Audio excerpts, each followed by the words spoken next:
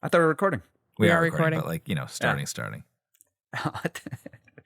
This is the best part, the preamble. This is like hors d'oeuvres at a wedding. It's cocktail hour. It's called the cold open. I call it Machete Order cocktail hour. Yeah, well, I mean, we do have a decent amount of stuff we can start talking about. I was listening to Session 8, and I wanted to comment on you feeling nimble. You said you feel better than ever, and you feel nimble. Do you remember this? As we get older? Yeah. Oh, yeah, I did say that. Yeah. Yeah, like, I feel so nimble lately. I was like, I'm kind of starting to get envious of your nimbleness as we age, because I'm not feeling the same way. I went biking for 50 miles yesterday. My knee swelled up like a grapefruit. 50 miles? Yeah. Well, that's a little excessive. That's on you. I'm doing the Pan Mass Challenge. You know that I do this every year. Yeah. So. Yeah, I respect and admire it. That's 86 miles on day one, and then it's like another 80 on day two. So I went 50 today. I only do day one because that's all I can afford to fundraise right now. And you have to raise $4,000 for it. And then. God. Have you done it in years past? Yeah, this is my third year. Okay. And so it's $4,000 just if you want to ride day one. If you want to ride both, you have to raise $6,000. Oh my God. Yeah. So I'm neither financially or physically able to get there. But if you would like to donate, listening audience, or Ross or Maxine. What a segue. What a segue. Look, this is a nonprofit podcast, right? How much are you making? $0. $0. I would like to be making more. Yeah. I would like to be making more. Have these last 9 weeks all just been a build up to you asking for money? I mean, we're here. Welcome to Machete Order, a podcast about the best TV shows of all time, or at least some of them. I'm S.J. Petteruti. I'm Maxine Philivong. Each season, we're joined by a special guest host. 2 of us will have seen the show before. And 1 hasn't. This season, we're talking about The Sopranos. Now, statistics shows that most single-car fatalities are the result of guys popping their load behind the wheel. Well, Ross, we're getting famous now. I got recognized twice. Max is getting spotted in public. Well, I was at the bar the other night. Obviously, a bartender was there, and she was walking, and she was like going in the back for something, and then she turns around, and she's like, "Are you Maxine?" And I was like, "Yeah, I am." And then she was like, "I recognize your voice. I listened to your podcast." What? Yeah, Ross. That's Nancy from Parish, folks. Parish Cafe. If you want a great late night sandwich, good sandwiches, good beer. I had a great cider there. Yeah, and a mug club. One of the few bars. There's like 2 bars in Boston that have mug clubs, and this is one.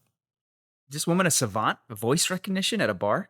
It's a podcast. We're Nancy's barely even incredible. on camera. She's a special person. She really is. Yeah, nothing would surprise me that she would do. But today also, my sister, she was with a client, and she was talking to them, and she was like, the client was like, "Are you Maxine's sister? I listened to her podcast." And this is all in Connecticut. Connecticut. So that's your state. See, we're spreading. Yeah. Word is spreading. Thank you for your support, everybody. Seriously. I am on I am just floored right now. I cannot believe this. Well, anyways, since we have followers and listeners now, we wanted to, well, first of all, ask you for money. Ask you for money, yes. But hey, if you would like to show some appreciation for what we've done and donate money just to me. So that you can funnel it to me. This is not staying in. It goes to Dana-Farber. This is staying in. Of everything. You know it. 100% of everything donated will be going to Dana-Farber through the Pan Mass Challenge. It's the largest charity donation for cancer research in the United States. This year, we're going to cross the $1 billion threshold collectively since the Pan Mass began over 50 years ago. So no pressure, no obligation, obviously. We hope you just enjoyed the podcast. But if you would like to show a little more support, you can find the link to donate in my Instagram handle, which is linked on the Machete Order Instagram account. We'll also put the direct link in the description of this episode. Yeah, good idea. Okay. We should do that too. It's session 9. We've only got 3 more sessions. 2 more sessions? 2 more sessions. 2 more. We've only got 2 more sessions. Next session is going to be the final 3 episodes. And the session after that is going to be a special call-in episode. Woo! So I am going to in post, put in a phone number or an email address so you can send your comments to. Send your audio recordings to. Hey everyone, it's Future Maxine here. We are going to have a phone number. So that number is 617-651-1832. Call and leave a voice message with your thoughts on our season, your opinions, whether or not you can land an airplane, and we'll play it on our very last episode. Okay, so excited to hear your thoughts, and we'll get back to the episode. And we'll make sure that we air them. And we'll respond to them on the air. And then that'll be the wrap on season 1 of Machete Order. Pretty exciting. Send us those hot takes. We know you've been bottling them up all season. Send them in. We want to hear from you. Justin, if you listen to this show, call in. We'll talk about Defend your Monopoly tactics. Because I think you were bullying your little sister. As I reflected on the episode, that was one of the things that stuck out to me. So my brother's a bully. Yeah, Well, I could have told you that. yeah, but like I'm I gonna give lived him a with pass him. because he was like 10 and it's Monopoly. And ain't no rules in Monopoly. Well, there are, but still. There are several rules in Monopoly, some would say. Yeah, there are a lot of rules. All right. Either way, Justin, when we last left off, we were going to review the finale of season 5, episode 13, All Due Respect. We also went into season 6, episode 6, Live Free or Die. And then season 6, episode 11, Cold Stones. This is my summary time. Go for right. it. At Raw the dog okay. In the yeah, do you have notes on Come it on. this time? Of course I You have can do notes. I have Just look at me. Look at me. Look at me. I'm not going to look at you. Give the summary. I got to read my notes. I need the prompter. Wait, what? No, I was gonna confess. I have notes this time with my summary. Yes. I'm not gonna read all of it Come though. I'm to the I, come to the What the side. fuck is this sabotage, Maxine? We were unionized against SJ. What is this? Yeah. I feel like my episode is a bigger episode, so I wanted to make sure I got it right. Oh, sorry. Your episode's Yeah. bigger than mine. She takes her Is that how job it's seriously, I Ross. take this podcast very seriously This now that we have unpaid podcast. Now that we have fans, and by fans I mean people we know. There are dozens of them. There are dozens of us. Dozens! Voice recognition specialists out in Connecticut. Good job, Max. I'm proud of you. Thank you. Thank you. Yeah, I am proud of you. I'm happy for you. I'm happy for your Ross written summary. will never do. All right. So this is episode 13, the finale of season 5, All Due Respect. First of all, this should be a drinking game for how many times they said all due respect during the episode. But we're coming in off of long-term parking, where, of course, we saw the end of Adriana. We've got Tony B. Big episode with Tony B. He's played by Steve Buscemi, and he's in hiding for killing Phil's son. Phil wants revenge on this. So shit, I fucked up. It's Phil's brother that he killed in a prior episode. Yeah. Okay. Okay. We're not even talking, no engagement during the summary. This is my worst summary. This is why you need interjections I should for you to. I should stop having notes. That's the problem. No, anyway, Phil's brother Billy is killed by Tony B, Steve Buscemi, and this has been an escalating plot line now, and Phil wants revenge. He's very, very upset. Johnny Sachs, who's leading the New York party, won't give it to him. And the Soprano family is uncomfortable with this situation, and that's going to become a huge part of the episode. We also learn the Sopranos have a rat who's informing on them to the FBI, and this is one of the older, lesser-known mobsters named Ray, which doesn't actually matter, except it does set up some intrigue about what was behind the assassination at the end of this series. And it also gets everybody together for a birthday dinner, where all the disgruntled mobsters are complaining about how they're all exposed and they're worried about the blowback from New York. And then Tony Soprano, head of the family, shows up late, and he gives a rally the troops speech that would have made Don Draper proud. At the end of the day, this is really an episode about leadership. Leadership in the face of adversity, and the grumbling about Tony not giving up his cousin. And Tony, unfortunately, has nowhere to go for all of this. He talks to Syl. He doesn't get any advice from his useless uncle, who is now really slipping into dementia. He even goes to Paulie to try to figure out what to do about everything, how to handle his troops, how to do the right thing for his crew. And he only finds Pai Oh Mai hanging over the mantle and in Paulie's apartment, which makes him upset. And somehow seeing himself as a field general infuriates him even more. But then Tony remembers the old adage, if you want to get something done right, you have to do it yourself.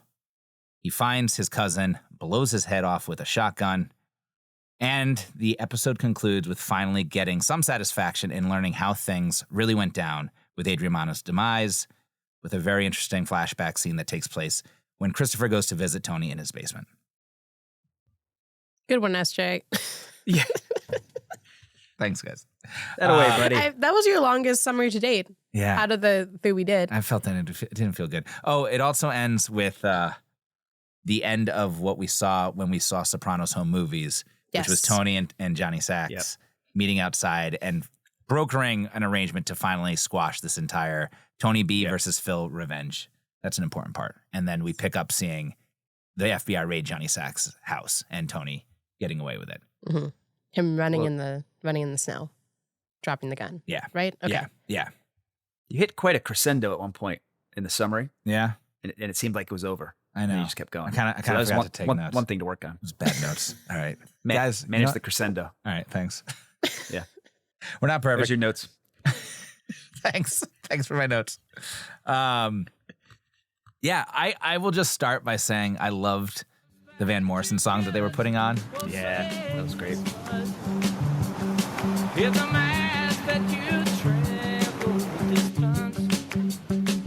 It's Glad Tidings by Van Morrison when Steve Buscemi's driving up in the house and right before Tony blows his head off, they're playing Glad Tidings, which obviously is an ironic title given what takes place in that scene. And then they play it again as they are going out of the episode when Tony gets back into the house. I liked your point about this episode being about leadership. I very much agree. Tony makes a comment. It was either in this episode or prior ones about, he's talking to Sil. You don't know what it's like to be number one. Yeah. You're left alone with these decisions. And that's something a lot of CEOs echo.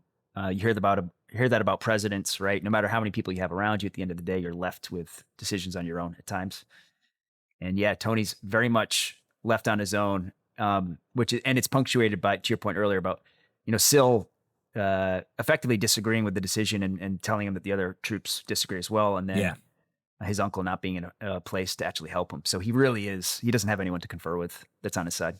I also find it interesting when he goes into Polly's apartment and looks at, the painting.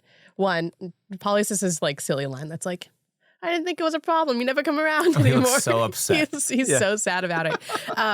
But then he tells Tony, frankly, you got a problem with authority, which I think ties into the leadership thing. It's no one else can make his decisions for him. At the end of the day, he's always going to do what he wants. Yeah. And he's left to, like you said before, he's left to his own decisions. Speaking of that scene, I have in my notes, Paulie suspenders and sweatpants is an all-time vibe.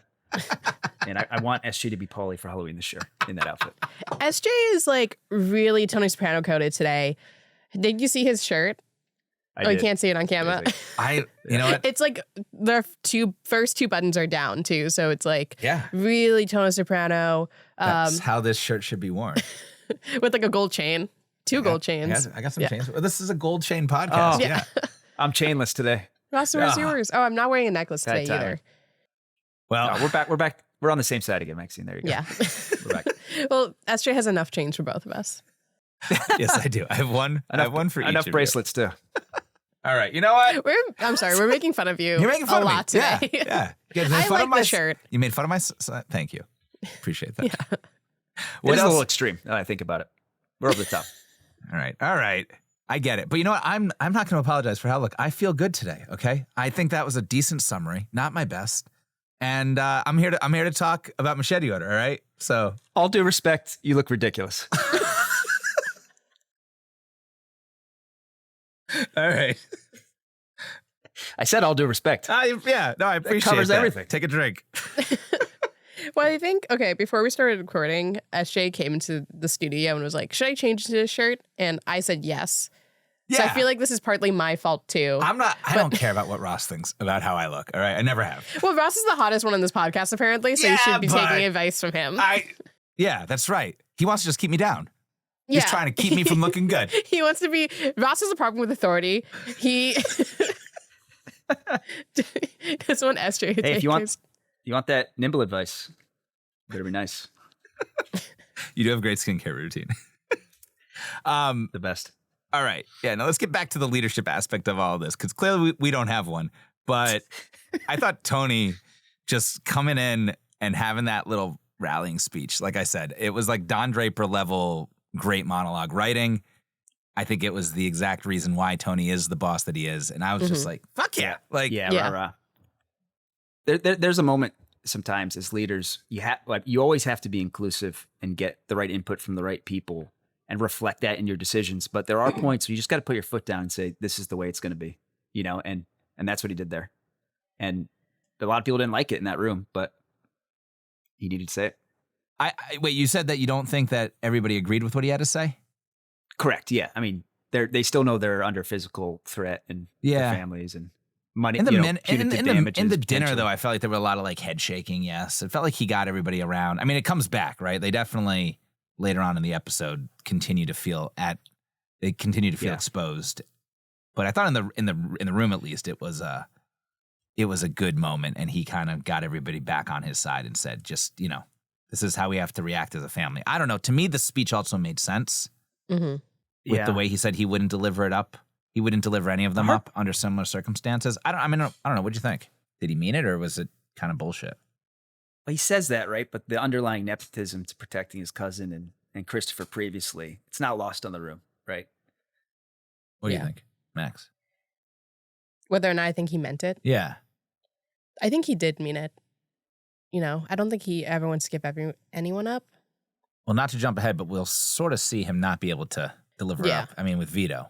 Yeah. And that was one of the reasons that we picked this block to go together. So something to consider, and we can get to that. But I don't want to spend much time on this.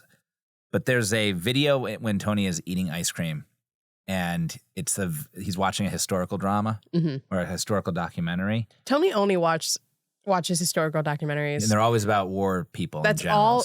I think that's such a dad thing to do. It's always History Channel. My dad, Yeah. It also, I think, is meant to give a metaphor to who he is. And this one that he's watching in this episode is about Rommel. I don't know what that is. General Erwin Rommel. Rommel from Erwin Rommel. Yeah. He was a German general. And he was a tank commander during World War I. Okay. They called him the Desert Fox. Two. Well, both, actually. Previously, yeah. So he earned his stripes as a brilliant tactician. And he was also considered to be very chivalrous in battle. So even though he'd just dominate his opponents all across North Africa, he also coined the phrase "war without hate," and that became like a kind of way of thinking about doing battle, sort of as a gentleman. And then he became as Ross alluded to, he became a Nazi general during World War II, and ultimately was accused of plotting an assassination against Hitler that Hitler found out about. And he ended up doing forced suicide, and killed himself so that his family could get a full pension from the German army when he was exposed. Crazy life. That's a crazy life. It's a crazy life. Yeah. How about you just pulling those Rommel stats from your back I did a pocket? little research on it because I was like, who is this guy? And I looked him up a little bit, and I was like, I've heard his name before as like Rommel being like a great leader, sort of the reputation. But You ever seen Downfall, by the way? no. Oof. It's the last weeks of the Nazi regime in the bunkers of Berlin. Must have been pretty bleak. Lots of cyanide taken down there. They were slinging it. What'd you like about this episode, Max? I think this is the first episode we see Tony give up someone in his family. Yeah. And he's kind of at a crossroads where he is really thinking about his moral standing here, right? Because I know Tony B is on the same level as Chris, but I think Tony really didn't want to give him up. So I think it was interesting to see Tony kind of go back and forth on that, which he does with Vito too. Yeah. Yeah. He always is kind of wavering on how he needs to handle these situations. Yeah. And his line of betrayal, I think, is interesting to observe in both of these episodes that we watched, and then is something that's been interesting to observe the entire time. Yeah.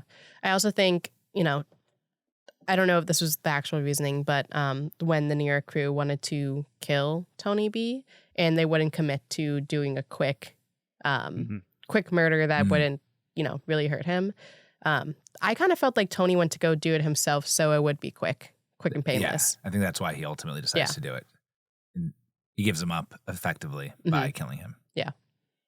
And there is a certain, I think this also became a part of the Live Free or Die episode, but the idea of if they're under your crew, you're the one who's supposed to take them out. And it's not supposed to be something that like the other crews do. Otherwise, it's considered a bit of an act of war. Mm-hmm. Right. Yeah, he clearly grapples with any decision to kill anyone in his crew. Pussy, Vito, Mm-hmm. Ralphie, Tony B. he seemed okay with Ralphie. Everyone was okay with Ralphie. Yeah. That was a little that's a little more spontaneous. Yeah.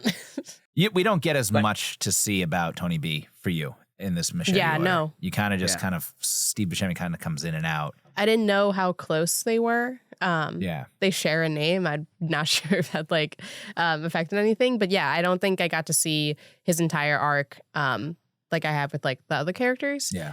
But to me, it maybe doesn't feel all that important other than like kind of setting up the New York crew and their kind of like The rivalry there. Yeah.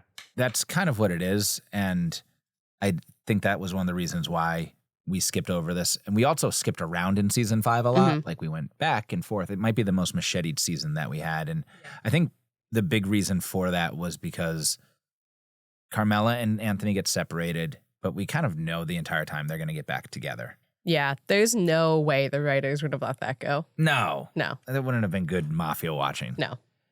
And also, I was gonna say if I'm Tony B, I'm going a little further away than upstate New York.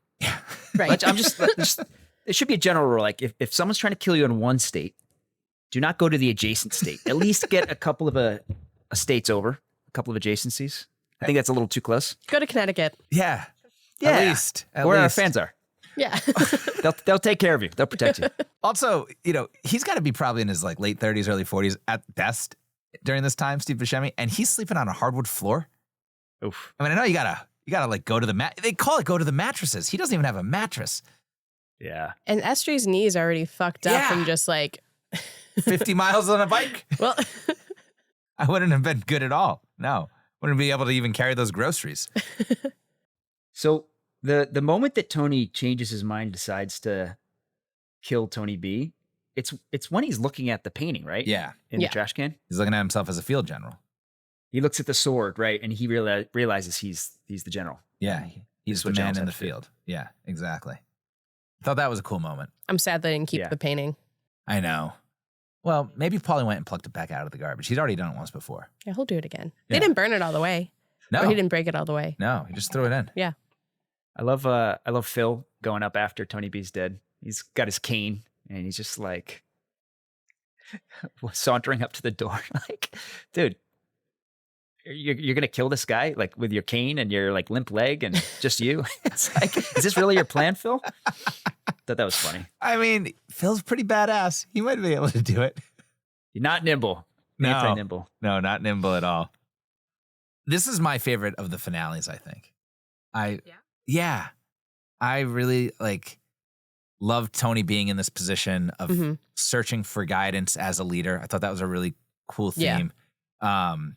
I thought that the end, seeing like the raid in a good old FBI raid is always fun. It had good moments of levity, I thought, with like the house getting raided Mhm. and that poor gardener, Sal Vitro. Yeah.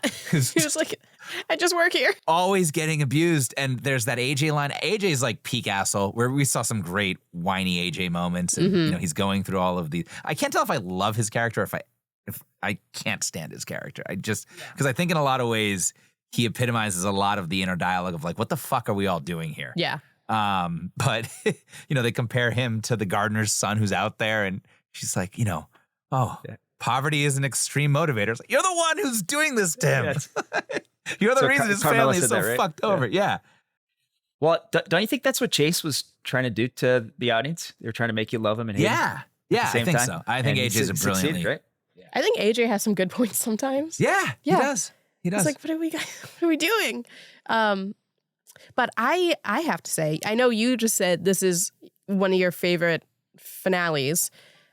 It didn't hit me the same way it hit you, I think, because I don't know a lot about Tony B. Well, you admitted earlier that you were barely paying attention to this Yeah, episode. that's true. That's there's true. that too. Honestly, I think that's why. We kind of glossed it over. I just think it's Yeah. a very solid episode too. I think it's Yeah. a really well done episode, like top to bottom. I talked about the music choices. I think that The way that they shot it was great. The plot points were all engaging. I think it's not necessarily like the most intriguing or the most shocking.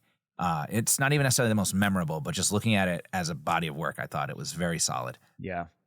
I thought the ending was great. You know, you mentioned the Van Morrison song earlier, but him just having to walk through every neighbor's backyard. Yeah. Could he not make it out to a main street at any point? Like, wasn't he far enough to? He was lost. He didn't know where he was going. I don't know. He had to keep going through the backyards the whole time. Yeah. And then him just like sitting on some steps, calling his lawyer like immediately. Oh, that lawyer. We talked about him. He's the best hype man ever. Somehow they find a way to end this season on a high note, despite everything Tony has just had to go through and how miserable things are for him. He's still out above the law, not named in the case. So that brings us to skipping ahead now, macheting all the way up to season 6, episode 6, Live Free or Die. Yes. This is my turn for a summary. But this episode centers around, one, a lot of homophobia and kind of how homosexuality was talked about in the early 2000s. But mostly outside of homophobia, I think the episode is mostly about like toxic masculinity and like what it means to be a man and this macho guy energy that all of the mobsters exhibit. Anyways, so I don't think this episode would have been made today at all. Well, we should get into why. Or there would have been like a different outcome to it. But anyways, the big storyline of this episode is Vito gets outed. He gets spotted at a gay club and he has to skip town. He goes up to New Hampshire and in the aftermath, the guys are talking about what to do. After they realize Vito left, they try to do their best to contact him. He throws away his phone.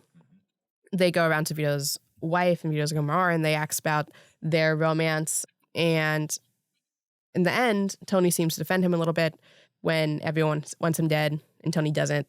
And Vito kind of lives this, quiet life in New Hampshire for a little bit. It's kind of sweet to see. I wish he stayed up there, but alas. He does not. What else happens? We'll get into all that. We'll get into all that. Yeah. And what else? Yeah. Tell us what else happens in the episode. Bullying your summary there. Tell us what else. Yeah. No, that was like the basic outline of the episode. I think nailed it. Yeah, I nailed it. Okay. Don't ask me what else. I'm sorry, tell mine. us what else. I'm not taking any questions. No, I'm sorry, mine wasn't like a page and a half long. I just asked SJ. what else is there? Was there anything else? Okay, I didn't ask it properly, all right? It was kind of pushy, though. It was kind of a pushy what else. I kind of figured it was more of a B plot, but you're right. There wasn't much. Yeah. That's all the notes that I really have, too. Yeah. Okay. Look over your notes. Anyways. Wait, no, there is another plot point, I think. Meadow and what she talks about and her realization of how the government is persecuting people. Yeah. But I think that mostly ties into what's going on with like gay rights at the time and also, the other stuff that's going on in the world. Okay, all right, so let's get into it. Why wouldn't this episode be made now? This episode would not have been made now. Just, I think Melfi would have come to a different conclusion. She would have been harder on Tony. Because I think in this episode, Melfi kind of acts like the only voice of reason when it comes to Tony being homophobic. And she doesn't ask him any guiding questions really other than what are you going to do about him being gay? There's nothing you can do about it. And Tony comes to this conclusion of what people do behind closed doors between two consenting adults doesn't matter to me, but in the same breath says like that slur, Yeah. And then Melfi ends it by saying, salute. I salute you. Yeah. It's like I think that was a commonly held, well, maybe it still is, but a commonly held belief. A number of people I knew growing up that were, my dad's age, they were okay with what was going on behind closed doors as long as they didn't see it and, or think about it or, otherwise be in their life. But yeah, it was like this, they're holding this kind of contradiction or hypocrisy in their brain where it's okay. They think it's okay if they don't see it, but really they're not okay with it because of their Catholic values, how they were raised. Right. Yada, yada, yada. And this episode was made in 2006, and there was a lot going on with like LGBTQ rights in the early 2000s. I think the conversation is finally starting to. People are starting to talk about it. I don't know when Ellen came out, but I think sometime in the 90s. Yeah, I think so. When The Sopranos started. But so this episode was made in 2006. In 2004, Massachusetts became the first state to legalize gay marriage, along with New Hampshire, Vermont, Connecticut, Iowa, and DC. New Hampshire being the place that Vito runs to after he's outed. It's kind of like a sanctuary for him. You know, he sees Safe haven. Yeah. He sees a gay couple there. He flirts with the chef in the diner. It's very sweet. Mm-hmm.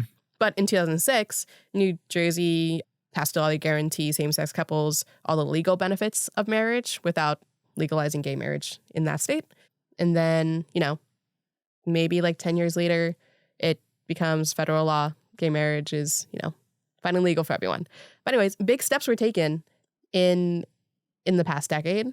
And that's why I don't think this episode would have been made now. It's strange to think back on how recently all that took place. Right. It feels like it was a lot longer ago. It was like, you know, 20 years ago. Yeah. Yeah. I guess that's another sign of getting older. It doesn't feel that long Yeah, it doesn't feel that to long me. ago. Yeah. And it also feels very late for us to actually be enacting those policies. Right. I think 2015 is when I graduated high school, which is, you know, 10 years ago, but it doesn't seem that long ago. No. Yeah. And the way that the characters all talk about homosexuality, Yeah. the paranoia over there could be AIDS, Paulie says at one point, like just the level of misinformation. Held Catholic values, which I'm sure everyone was saying back then too. But I think another reason why this episode would have been made is that there wasn't enough pushback. AJ and Meadow would have both had some more pushback on their parents, especially in the way, I don't know if you both know this in this episode, but I think another commentary is firmly held beliefs between parents and children. Parents are always more conservative in a lot of ways, and children are always more liberal. And I think now, with the way that Meadow was talking about the war was going on and 9/11 and the lack of rights for the immigrant family. Yeah, the discrimination that's taking place in the United States, I think that Meadow would have had more pushback on it. It would have been an interesting way to tell that story with Meadow directly commenting on the lack of rights of citizens, of Americans, by directly responding to the way that everybody's responding to Vito. Right. Instead of this separate plot point around her working in this case, this law firm, this nonprofit law firm, and becoming upset at how limited the rights are of these people. Yeah. That being said, there is an important plot point that starts to get set up in this episode too, which is when Tony goes to Agent Harris. When Tony goes to Agent Harris and he asks him about the guys that were in the credit card scam, you know, might they have been Al-Qaeda? And they talk a little bit. He questions like, is that a thing that you guys are on the lookout for? Yeah. And then later asks Chris whether or not he thinks the guys in the credit card scam were Al-Qaeda. And Chris says no. So there's parallel lines happening here. He asked him if lack they're of rights. Al-Qaedas, plural. Al-Qaedas, yeah. The Al-Qaedas. And then Chris explains he doesn't think they're terrorists for a few reasons, but one of them, plus he has a dog. He has a dog. Springer Spaniel. He's got a dog. Can't be a terrorist. Chris just sat on his dog. So what does Chris care about What's dogs? that say about Chris? I mean, maybe Chris is the terrorist. Can I just go back for a second, tell you that that scene with Meadow talking to her parents and her mom saying that she voted for Bush, that really struck a chord with me. I distinctly remember going home to my house in 2008, telling my father that I'm volunteering for the Obama campaign. He's registered Republican, voting Republican, you know, his whole life. Anyways, that just struck a chord with me. Well, you know, But, like you said, children are more liberal, parents are more conservative. Yeah, that's the thing, right?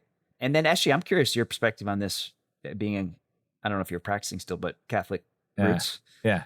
I mean, a lot of this is really, especially with Carmela and the women in the show, these deeply held Catholic beliefs, right? Yeah. And what's stated in the Bible and what's not. Do you have any thoughts on that? Yeah. Well, I mean, I think that this issue was one of the times, because 2006, I would have been 17, 16. I think I'd already gotten down the path that this Catholic institution, religion thing that I've been brought up with my whole life isn't correct on every single thing.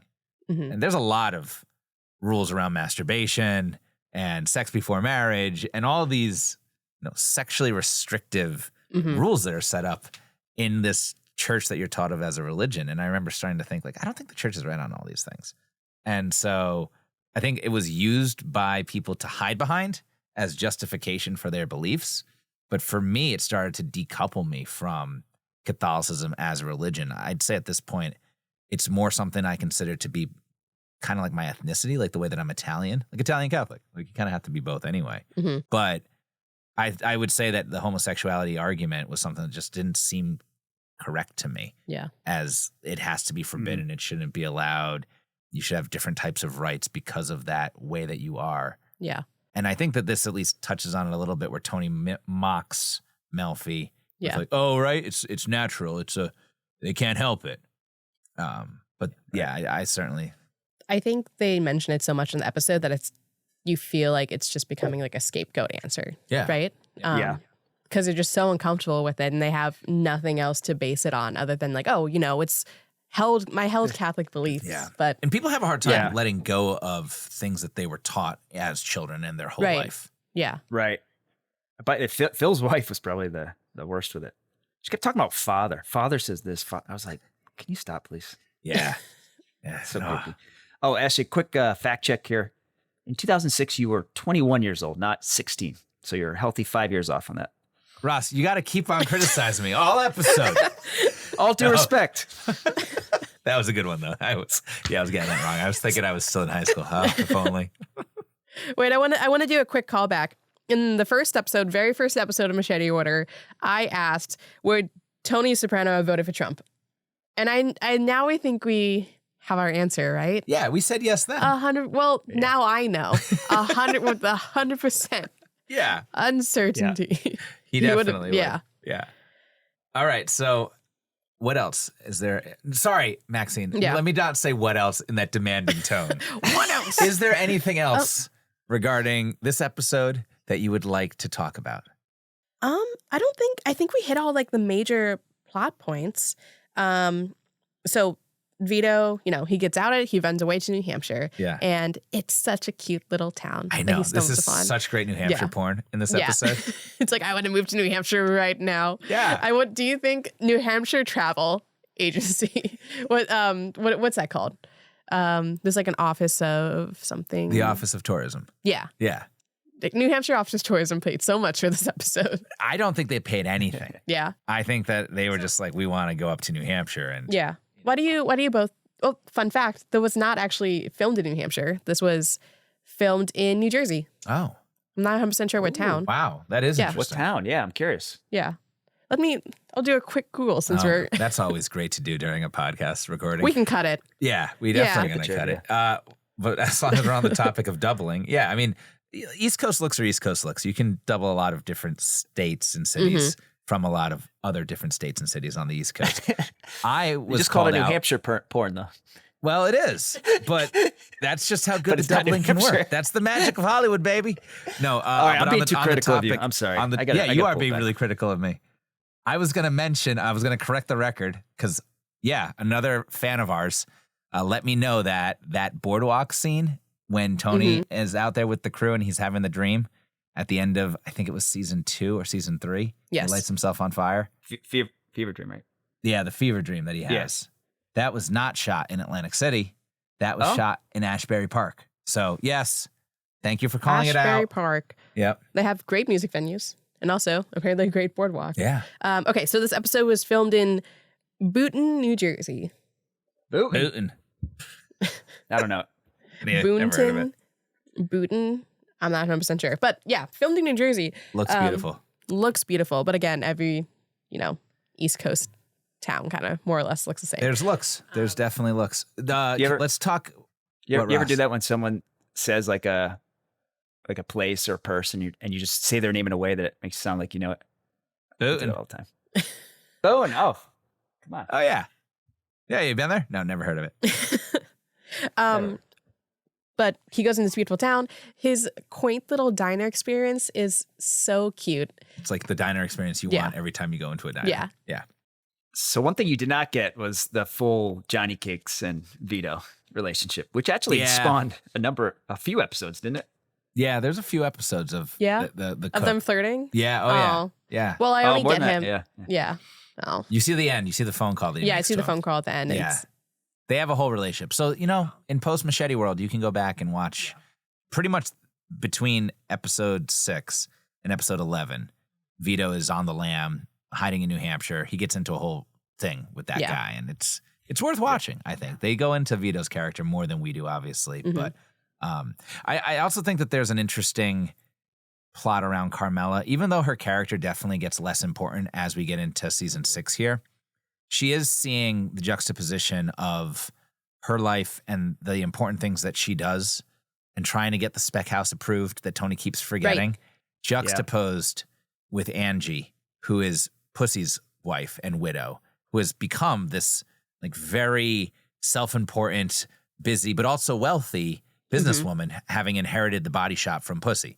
Right. And that was built off. I'm not sure if you saw this, but there was a scene where Carmela was shopping in the grocery store and she sees Angie giving out free samples as a job. And that was kind of where Angie started. And it is what really kind of shocks Carmela and starts her on the track of worrying about the family's finances if something were to happen to Tony. Is that why she goes into real estate? Yeah. That's one of the catalysts for her wanting to get more out of her life and her professional career.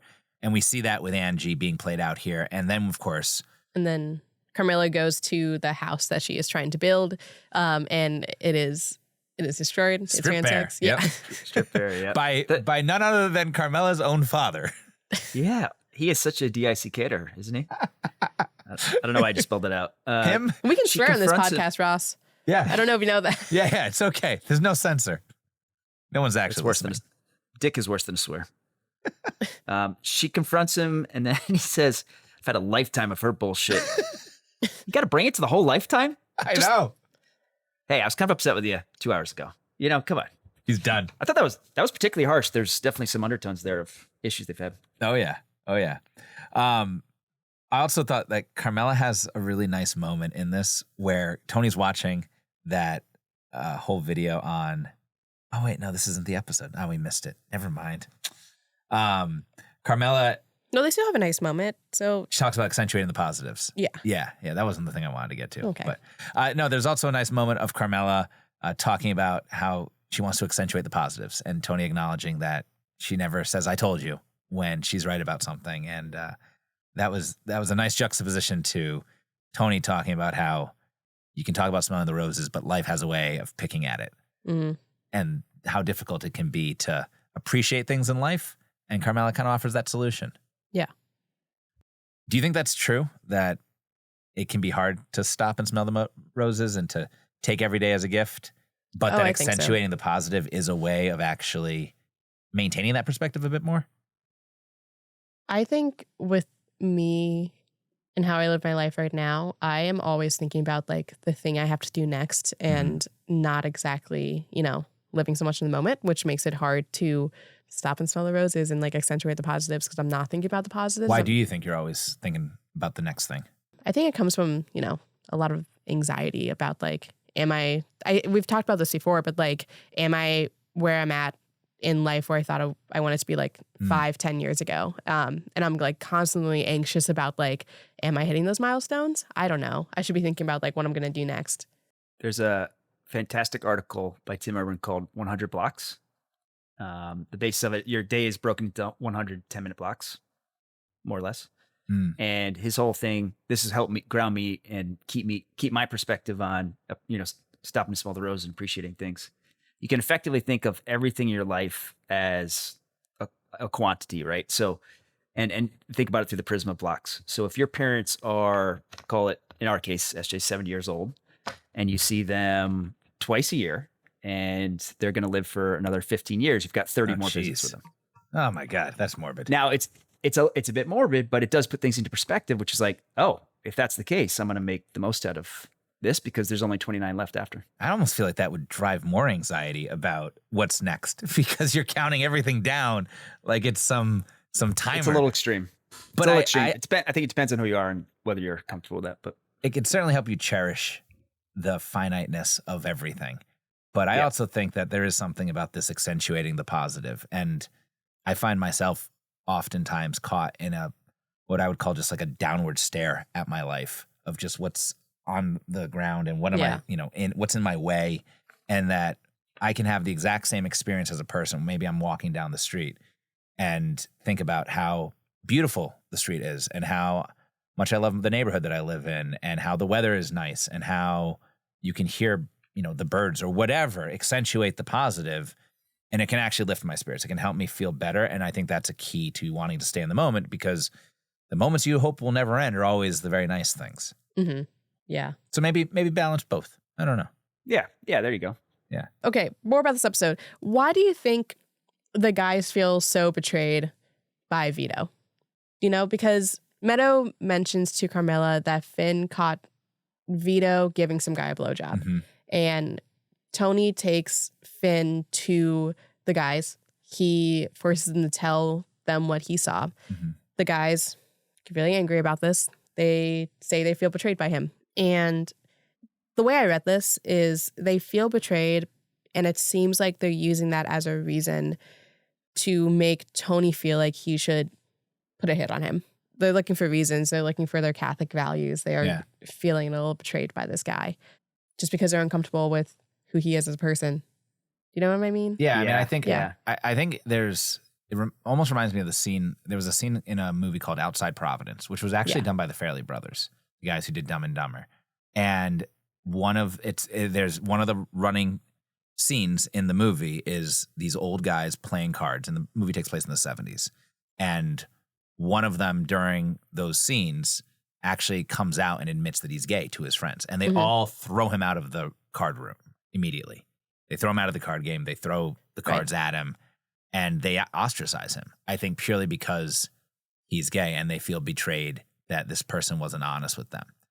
But I also don't think that the mob is really that same level of camaraderie as friends. I think that they're just jealous. Vito is a top earner. He has the construction projects, and this is an opportunity to get him out. And these are like murderous, betraying types of personalities that smell blood in the water and want him gone for the opportunity to take it for themselves. And then Tony even says in this episode, why would I get rid of someone who is so loyal to me and brings in so much money and all of the stuff as reasons that why should I take him out? I think jealousy is definitely part of it. And I think it's simple too, that it's just homophobia. I think they're just uncomfortable with him, and maybe they're thinking about all the moments they've had with him where they didn't know that, and they're, it just makes them upset. Yeah. Wild that it wasn't Polly that was gay. That scene of Polly getting his fingers done, it was so cute. The little spa day. This is going to blow up the spot of one of our fans who has been harping on me that Polly is a closet homosexual. Yeah. And I think there's a lot of evidence to support that. I didn't see it at first. Yeah. But there are numerous case ones. And you know what? In fact, to this loyal listener, I will let you enumerate all the times that Polly has demonstrated what you could easily associate as being a closeted homosexual tendency. And the more I thought about it, the more I believe that that actually is a thing. So yeah, it is surprising that Polly wasn't the one. Yeah, I think we're done with this episode. Right? Yeah, I think that's a good summary. Yeah. So Ross, get us to the other side of this, which I think is kind of how Cold Stones goes along with telling the end of the Vito storyline. What do you got? Just kept thinking about ice cream this whole episode. Yeah, me too. After this, I might go get some. Do you get it? Cold Stone Creamery. Do you get it? Yeah. We get it. We have Cold Stone Creameries up here. Yeah. Oh, I didn't know if we were like talking about Maxine's soft serve thing. I don't know if that's what you thought by the joke. Your summer's off to a terrible start.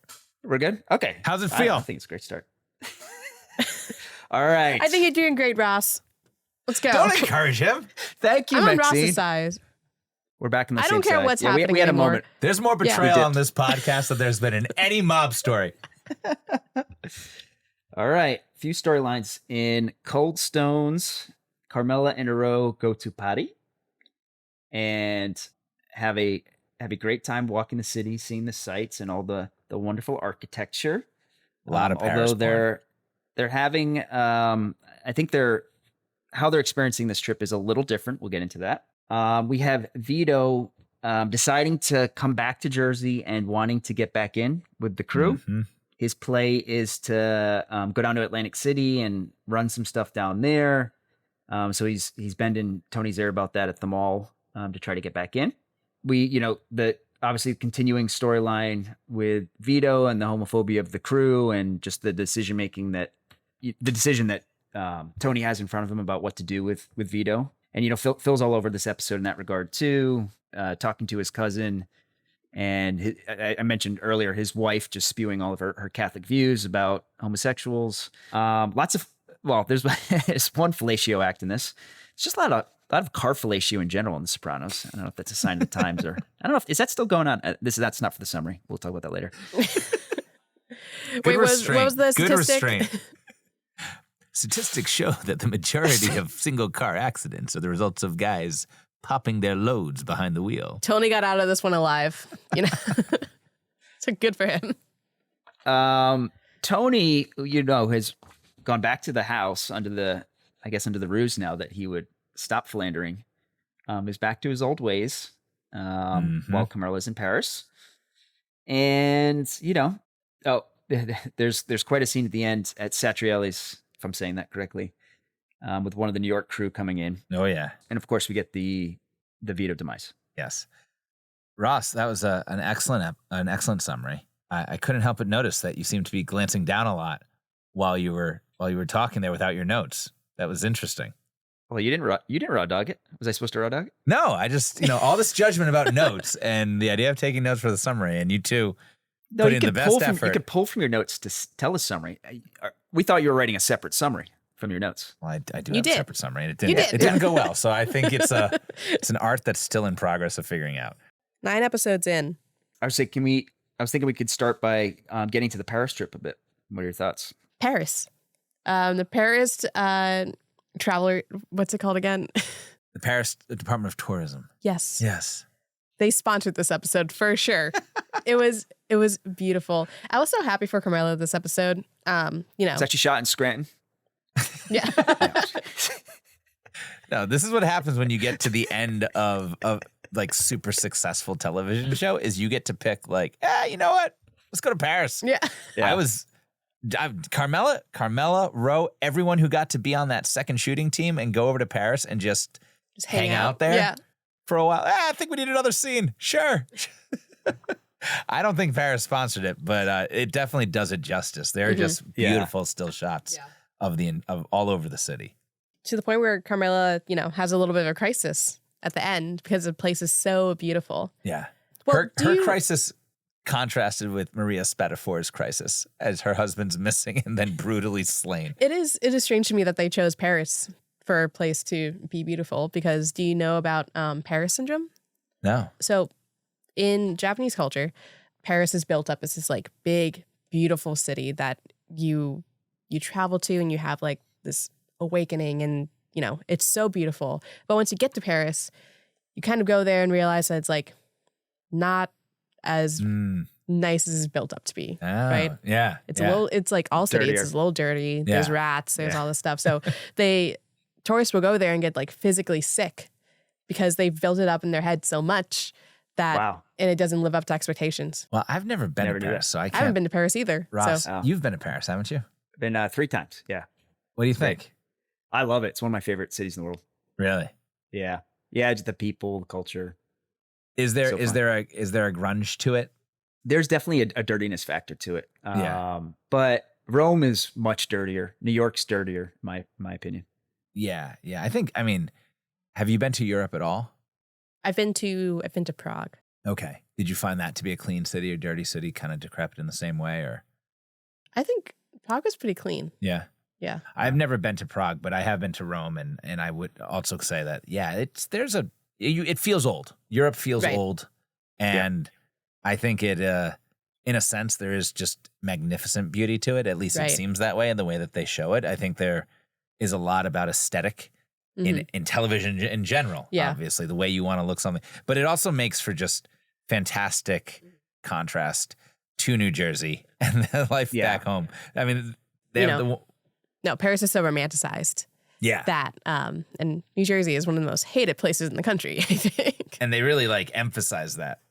Do you think Carmela's been anywhere internationally besides Italy? I mean, that was my takeaway when she mentioned Paris to Tony. He's like, why not go to Italy? Go to Italy. So I thought that was part of her awakening was that Yeah. I don't think she's been to that many places outside the U.S. outside of Italy. Yeah. If I think that's you know. probably true. Yeah. Yeah. But they also cut from one of the scenes where she asks who could have built this. They're on the bridge She's taking it all in. And I love how The Sopranos will just take time to give you the shots of these beautiful pieces of art or sculpture. And then they cut to the bada bing sign being cleaned. And Sil saying, make sure you clean that shit off her tit. Make sure you clean that shit off her tit. They're talking about killing Vito, and there's a guy in the background scrubbing the sign. It was great. I mean, this is what makes this show funny, you know. And So I mentioned earlier her and Ro having different trips. I thought that became very obvious at the dinner, right? When Carmela's trying to bring up Johnny Jr. and Ro's like, why would you bring that up? I mean, of all topics, I'm here having a good time. We're having this beautiful dinner. And, Ro's picking up 26-year-old dudes on the street. All she wants to do is go shopping, and Carmela's having this existential crisis. go Ro. I mean, Ro's having a great time. yeah. She's having an nap. A renaissance, if you will. Oh, come on. That wasn't that bad. Oh, that was good. I like that a lot. The instant sigh, and then Says everything about our generation gap. okay, if you went on a trip like this, would you rather be having the time that Ro is having, or kind of a more, existential, deeper? My initial reaction was to be like, oh, the road trip. Look. Yeah. But on second thought, I feel like the existential piece was pretty interesting. I think just You'd probably find out more about yourself and who you are, because, Carmela says at the end, everything gets washed away. How she could really relate to Tony talking about who am I, where am I going? yeah. And how she feels that, and also at the same time recognizes that these things that seem so important to us will not matter when we're gone. Right. I think if I'm in a big city like that, I'm having the road trip. If I'm hiking Machu Picchu, then I'm having a Carmela trip. Yeah, if I'm going to feel that way, if I'm going to feel like, life is pointless and I don't know what I'm doing here, I want to be in a place where I can just say, well, then fuck it, and really enjoy myself. And Like the beautiful city of Boston, Massachusetts. The little apple, baby. I want to be out in nature, like in the Machu Picchu with Ross. Yeah, I want to be able to just completely go feral. Yeah. Yeah, howling at the moon. Yeah, swimming with the tides, that type of thing. Just let the water take me away. Yeah. Ross, what else about this episode? Oh, thanks for asking, Maxine. Hey, you're welcome. Okay, so I mean, we talked a lot about Vito last episode, but this is the episode he meets his demise. However, it's not from Tony and crew directly. Phil takes the initiative to wipe him out, and this is going to create a lot of tension. The tensions are already simmering, but this is going to escalate things a lot. Yeah. Tony's very pissed off at Phil, thinks Phil just, will do whatever he wants. The shot of Phil coming out of the closet in the motel room. I have it in my notes, and it looks so stupid. I was like, who the fuck do you think you are? It's such a meme, though. I know. It's such a How mood. did he open it like that? Because his arms weren't coming out. Are there other people Just on from the inside? Wait, but you don't see his arms moving. It just opens and he's just standing there. It was like he pressed a button and the two doors opened. It's crazy. It's like he had his own minions in the closet opening it for him. Wow, maybe he did. Yeah. Yeah. So he's like, you two guys just be in the room and tackle him. I'm going to be in the closet, and I'm going to make this entrance. When It's gonna be you great. guys get him, turn on the lights, and then I'm going to come out of the closet. Phil, really? You don't want to help us? He's a big guy. No. This will look good. Like an old timey supervillain. Yeah. It was Yeah. very old timey. He's got a face too he's got a menacing face. Yeah. That high top. It's just So just a brutal death for Vito. Yeah. It's The way to tough. describe it too, where his face was beaten in and, there was what was it? Like a pool stick. A pool cue. Yeah. Stuffed to his ass. Yeah. I think for me, this is one of the killings in The Sopranos that he didn't deserve it at all. No. He had hubris to come back. There is that thought of I can walk back into this life. Yeah. And that was a mistake. But he's brutally murdered in a way that is it's a hate crime. Right. See, I see that less as a mistake and more just his longing to be back near his family. Yeah. I mean, I get the idea of missing your children and not being it. But if that's the case, don't try to get back into the life.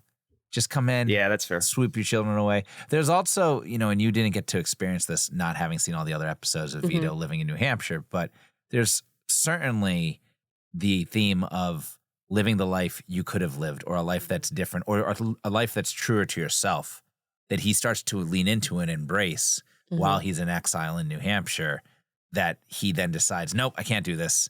Like the same way that Christopher had a chance to get out of the life and chose against it too. Just the blur, as they say in Godfather 3, every time I try to get out, they pull me back in. Yeah. I had a question.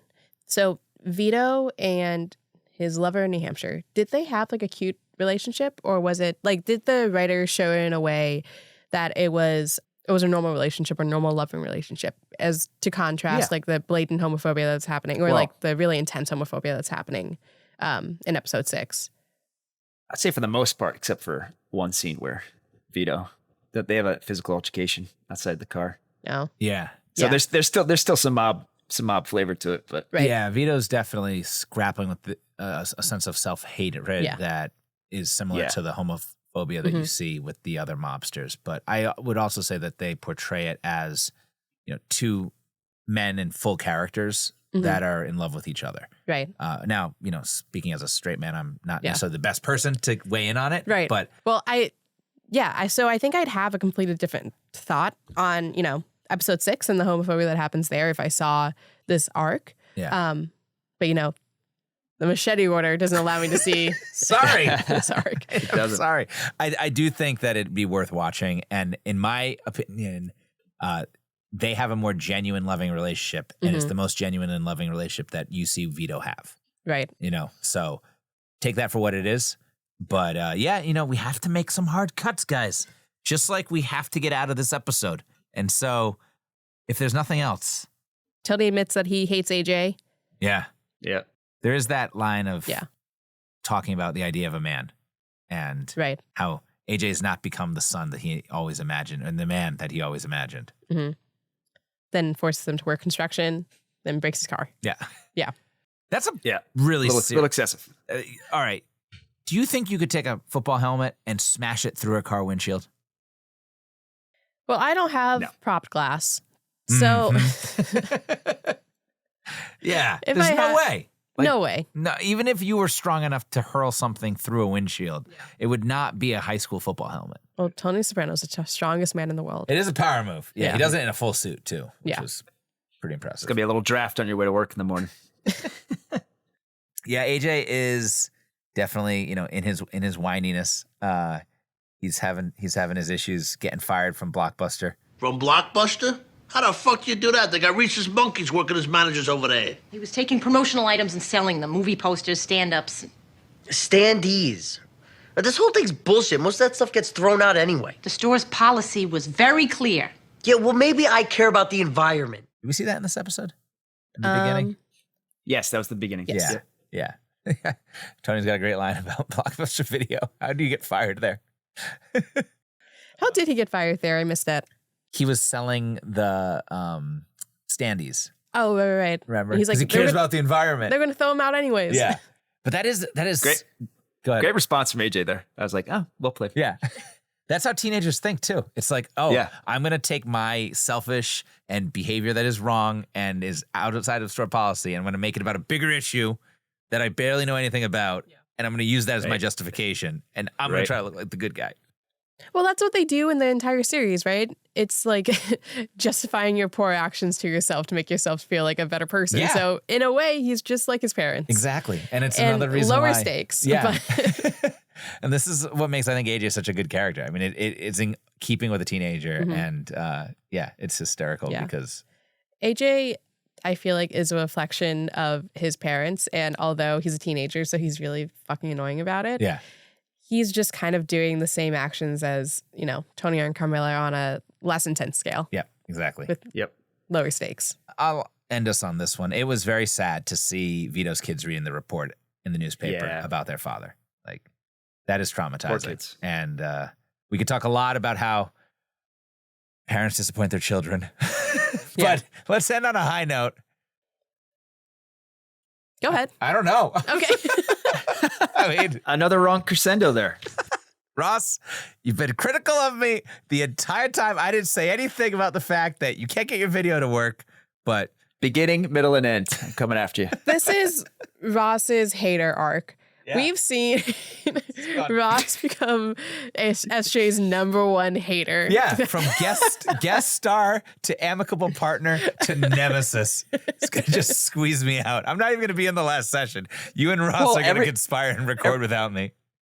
Everything was fine before the summary started. Truly, we were it was blissful. No, the three of us. We were all just on the same page. I had the first summary, and then you know what SJ said to me? He said, "Don't do that again." Well, and I remember. but we do it now. I think that the sessions are better because of them. Whatever. No, I think the sessions are great now. We've had like a great few run of episodes since we had the summaries, but I started it first. And if we were all on board in the very beginning, it would have been good sooner. Okay, so now you're attacking me. Yeah, actually. Yeah. All right. We're unionized. Well, you guys are back on the same side of the union, and yet you're still reading summaries with notes. I never left, Ross. All right. Our What's final next? session. Get out your pens and papers. We are going to go with the last session of Machete Order. Begins with season 6. Of this season. Of We're this going to have season. more seasons after this. Yeah, hopefully we'll see. Ross and Maxine definitely will. Session 10, the final session of Machete Order, is going to begin with season 6, episode 19, The Second Coming. Season 6, episode 20, Blue Comet. And then season 6, episode 18, Heidi and Kennedy. Oh, we're jumping around. Yeah, we're jumping around. We're macheting it up right into the end. Okay. Just as 3 episodes, but in different order. We'll see what you think. Is that a purpose, or did you just count wrong? No, Ross, like your age, 2006. Ross sent me a text message yesterday. Okay. I was seeking his counsel as the other guy in the show who's seen the episodes before, and he blew me off. He big-timed me. He was watching Fits and the Tantrums and having pizza. Yeah, I had Fits, man. Come on. So, you know what? Just so you know, folks, who cares? Who watched the episodes, who thought it through, and is making this out-of-order recommendation, and who is making fun of that person, all right?